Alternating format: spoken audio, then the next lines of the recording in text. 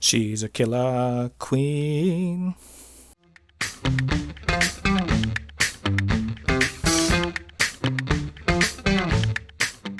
Welcome back, all you Fabricants and Fleshbags, to the Super Not Funny Show Reviews.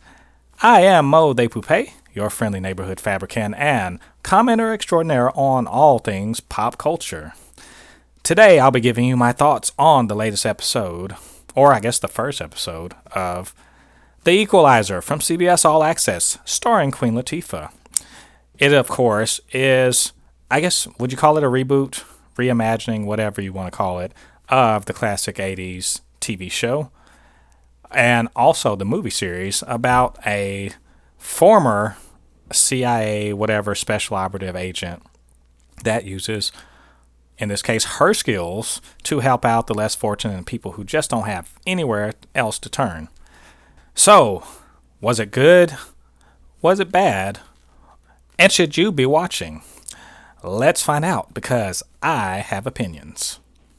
So, The Equalizer, as I said before, it's all about a highly trained, in this case, ex-CIA agent, who decides to stop using her skills in the employ of the government to do all sorts of clandestine activities. Did I say clandestine? Clandestine, whatever. Activities. And instead, opts to move back to, I guess, her hometown, city, whatever. I think it's New York City, actually. To be more present in the life of her teenage daughter, and sees an opportunity to use her skills to help out the downtrodden and desperate. Question is this a property, a world, whatever, that needs another reboot or sequel or whatever? It's already got one reboot or reimagining, if you will. And really, as always, the world asks, do we need another reboot or sequel at all? Well, the answer to that is, well, the world never needs any sequels or reboots. But, we get things because we're in an age where ideas are key, and old ideas that work are reshuffled, recycled. This isn't a new thing, but in a world where content is king and there's a ton of content, we're going to start scraping the barrel. I wouldn't call this a scraping of the barrel. This is not a generic, but a fairly well-known sort of trope. We know it works. CBS is making this for network TV, and they are rife and replete with all sorts of generic and knockoff and whatever sorts of thing. I mean, NCIS and the like. And they're popular, so they know a little something about delivering what people like. In this case, I suspect your mileage will vary with how much you remember the original show or the movies and how fondly you remember those things. I have seen in the ratings for this episode a bunch of crying about, oh, you didn't have to mess with it. No one ever has to mess with anything.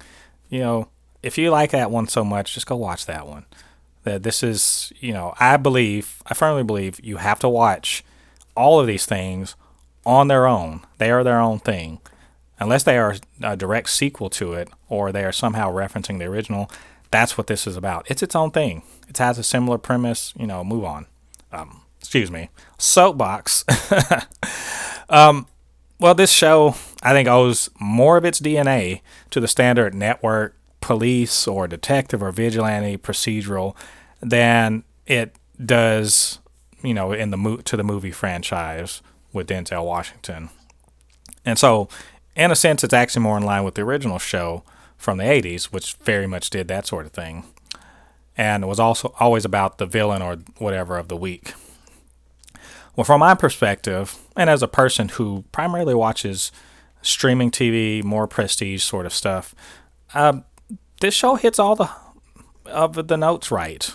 All of the notes, even if they are, notes from songs that I've heard before.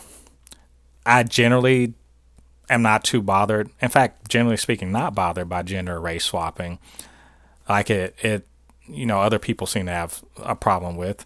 Because honestly, I don't care as long as the story's good. And the pilot did all the things right in my eyes. Told a cohesive story, introduced the cast, clearly defined the main character, spun a few ongoing story threads, And I think in general set the tone for the show, as we should expect it going forward. Its use of genre tropes, like, oh, the big screen computer hackery. Oh, rich people that have goons. Oh, there's a detective. He's one of the good ones.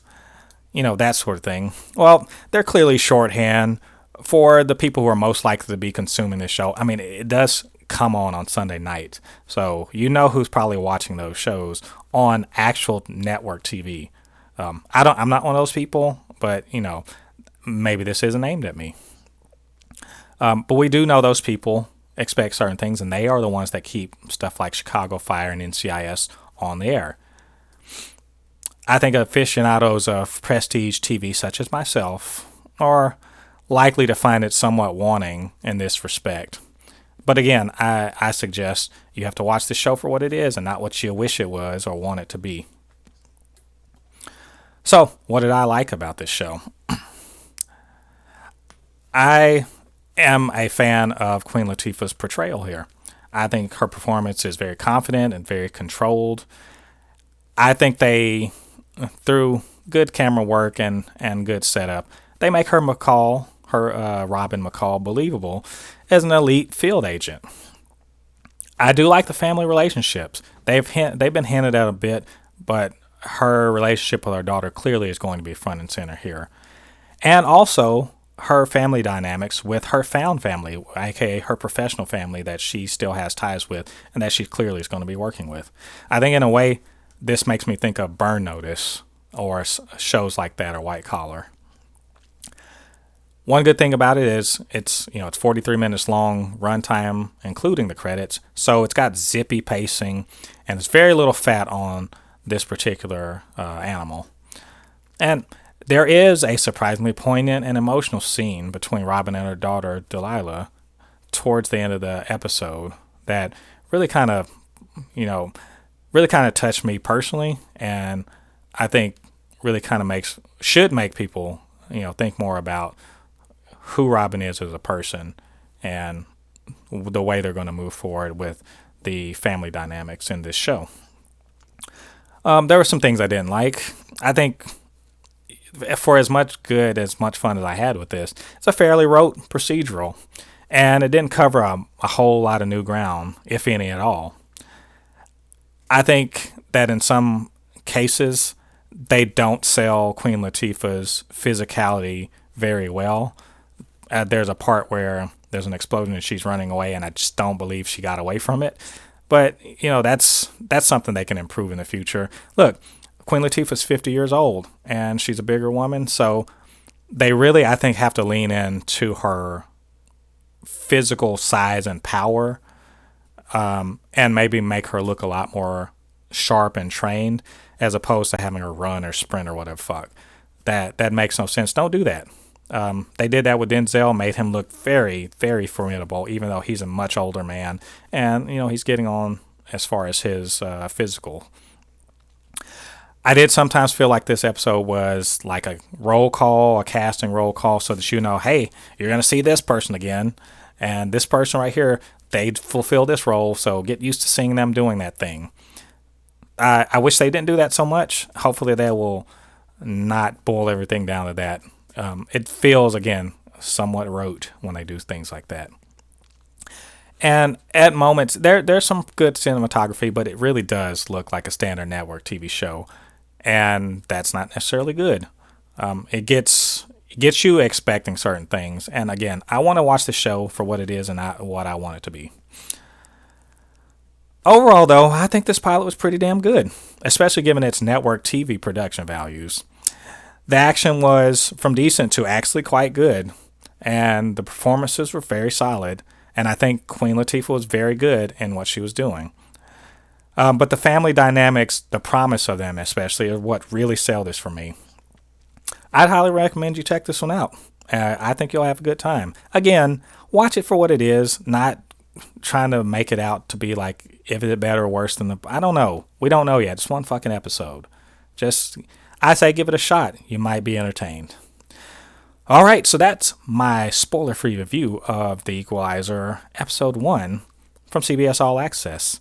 If you liked what I had to say or didn't like what I had to say, whatever, you can hit the like button down there.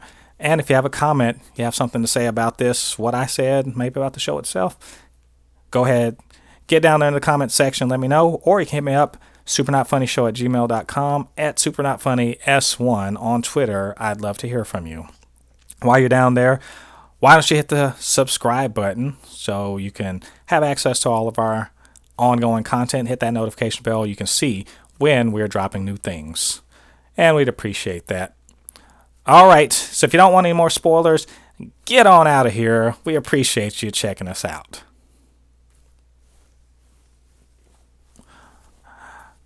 I think they're gone now.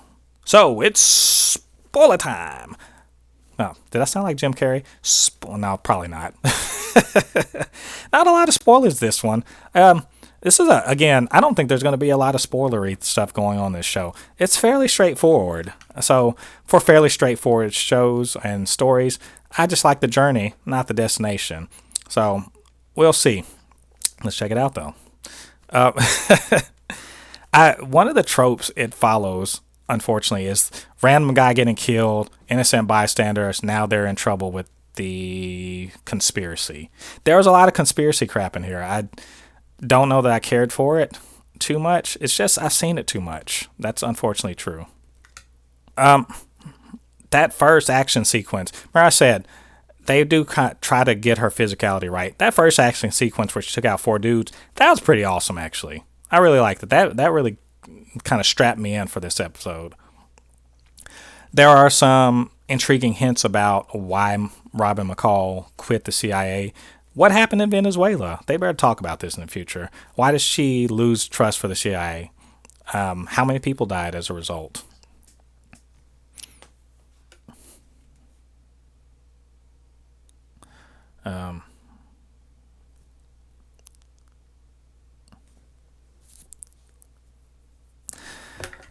There are some aspects of this show that I really enjoyed. Like, you gotta like Robin McCall, and they do some good work to get her, build her up in your mind. Like, she's really fucking smart. She's thinking moves ahead. Like, you can tell she ran a team and she's thinking all the scenarios through. So she's able to kind of outmaneuver people in that way. She's got huge cojones.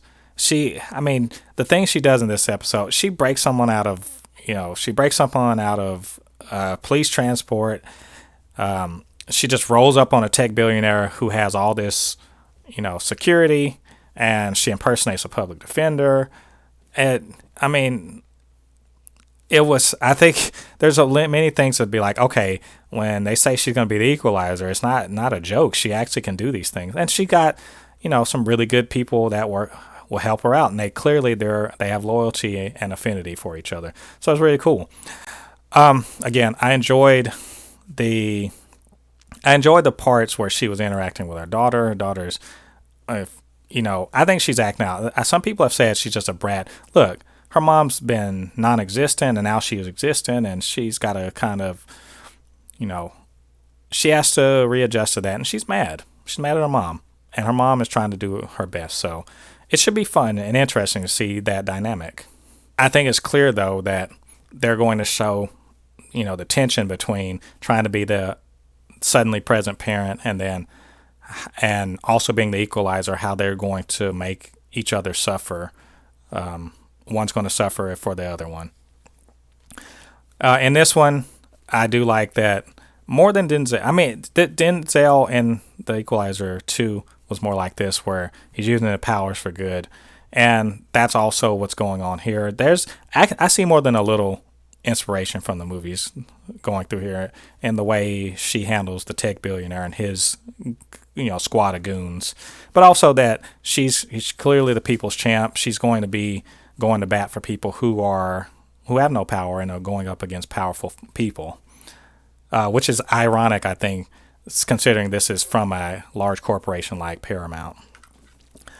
While it is a trope to have a white knight in there, I do like this detective Marcus Dante. Hopefully, while it's going to be, I feel like it's going to be like Detective Gordon pursuing Batman and also helping Batman.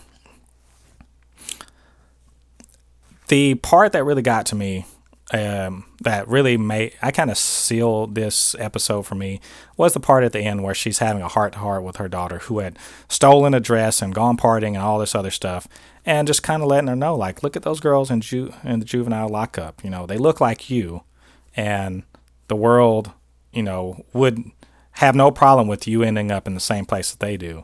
So, don't make it easy. You got all this promise. You have your future in front of you. Don't throw it all away.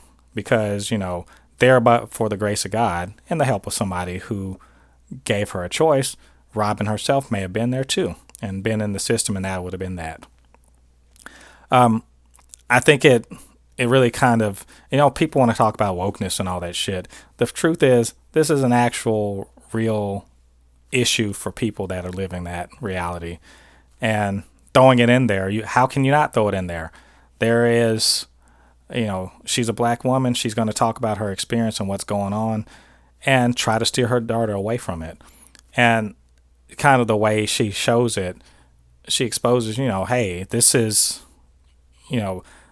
just the way the system works. And it's like a car that's out of alignment. And, we're constantly correcting for the bad alignment. And if you just let up for just a second, it pulls away from the true center which is justice. And I just thought it was, for a network TV show of this kind, was a surprisingly deep and emotional scene and a message to be given. So I hope for more of this. I have high hopes for this. That said, I again enjoyed this episode. Think you all should check it out. So we're going to be reviewing this. So come back next week for another review of The Equalizer from CBS All Access. Well, that's my review. Did you like it? Did you hate it? You know what you can do. Send a comment down below or email at supernotfunnyshow@gmail.com. supernotfunnys1 on Twitter. Well, that's all for today on this review. Thank you for joining me, all you flashbags and all you fabricans. And I hope you'll check me back over here next time. We'll see you on the other side of the thread. I've been Mo Thépuppét. Peace.